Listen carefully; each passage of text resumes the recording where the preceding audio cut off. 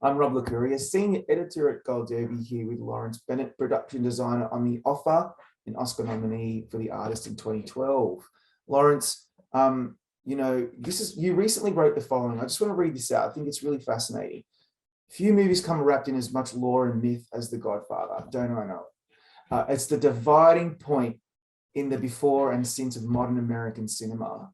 And the story of its difficult birth has generated so much discussion about responsibility, input, stewardship, alliances, and enmities. That's fantastic. This film means so much to me and my family and millions of people around the world. Talk us through what it meant to you personally and professionally to pay homage to the way that the legends behind this film were able to bring it to life. Sure. Obviously, I mean, it's one of the icons of modern cinema. I felt a tremendous responsibility, and the first time they called about seeing if I was interested in designing the project, I told my agent no, I was not interested, because I felt like there was great risk involved with messing with the classics. It'd be like, do you want to redo The Bicycle Thief? No. But they called back a few weeks later and said, well, read a couple of the scripts, which is all they had at the time. And I have to say, I found it just incredibly entertaining. I was not familiar with Al Ruddy's involvement in the project. I knew a lot about the nasty behind the scenes stuff that went on, the difficulties of making the show, but I wasn't familiar with Al's perspective, which is particular and very funny. I've just found so much humor and so much humanity in all the individual stories. I mean, everyone had so much at risk. Everyone's investment in the project was incredible. And I think each of those people's interests and concerns are honored in telling the story. So you mentioned that you had some hesitation, which I'm glad you said that, because otherwise I would have said, I don't believe you, because surely there's got to be hesitation on something like this. Then you obviously are intrigued by the concept, and you read this couple of first scripts and you thought this is going to be really great. So you take it on, but then what's the pressure like to then when you realize you're in this now and you have to deliver something that we all, many of us, are very familiar with, and it needs to be right on point. So what was that pressure like? Were you having sleepless nights? What was it like? I would just say that, I admire Francis's work tremendously, and Dean Tavoularis is one of my idols. And I was around him a little bit years and years ago. I have tremendous respect for him and learned a fair bit from him in the short bit of time we spent together. You put your head down and get to work. As far as I'm concerned, I needed to put together a team of people whose judgment and experience I trusted and get out of their way. Lead by example of the kind of research that I felt was necessary into all aspects of the picture, not just architectural and cultural, but all sorts of stuff. Just got busy with it. And it was such a fire hose of scenery that came at us the entire time that it wasn't really enough time. Let's just say it was easier to keep busy and keep in action rather than be frozen by terror. Yeah. Okay, so let's get into some of the detail. How on earth did you manage to recreate late 60s, early 70s New York, including Mulberry Street, for God's sake, LA, Las Vegas, and even Sicily, all within the confines, apart from some second unit, in modern day LA? Talk me through that, because that sounds insane. Obviously, that was the biggest concern, the biggest challenge. There had been pressure on them to do The Godfather, if not in St. Louis or somewhere. It was mooted to Francis at some point that they do it at Paramount. And Dean took a look at the New York streets and backlot and threatened that if he was made to shoot there, he would add 2 stories to every building. Only having studio backlots as access and the little fragments of downtown Los Angeles that you can even attempt to use as exterior New York.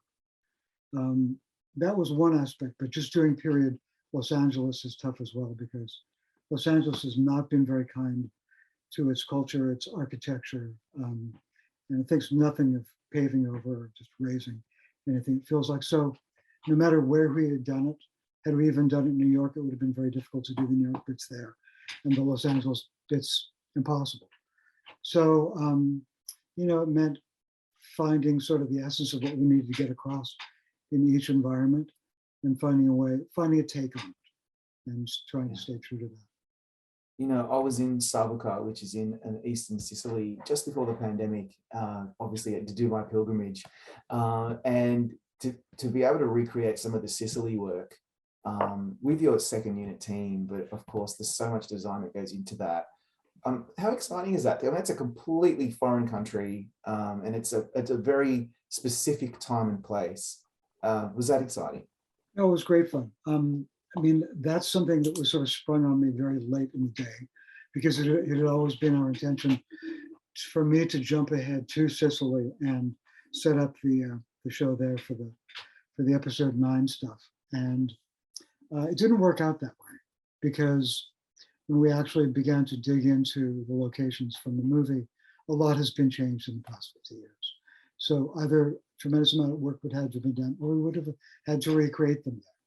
So one way or the other, that was tough. And also, it was just one of the really nasty spikes worldwide in the pandemic.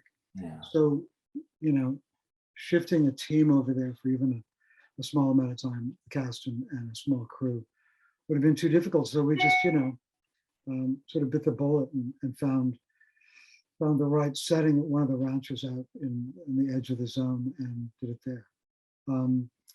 For all of the work, all of the period work, I knew I was going to have to rely really heavily on VFX. So I was integrally involved in picking the VFX supervisor, and developed a really good working relationship with him early on, John Manja, who had done The Queen's Gambit.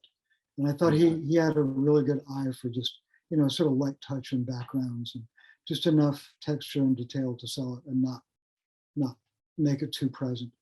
And John was with us from prep through every day of shooting, and he and I kept in touch all through post-production, and so he would send me the comps as they were coming out. So I feel as though we did as much as we could within the confines of budget and schedule to really optimize that working relationship. So before this interview, I decided not to, I wanted you to tell me about a certain set without me knowing what the answer is. Because for me, the set where Michael kills Solozzo and McCluskey is the one. That's the one where I just have seen it, I don't know, 200 times. That was. How did that feel? Did that sell?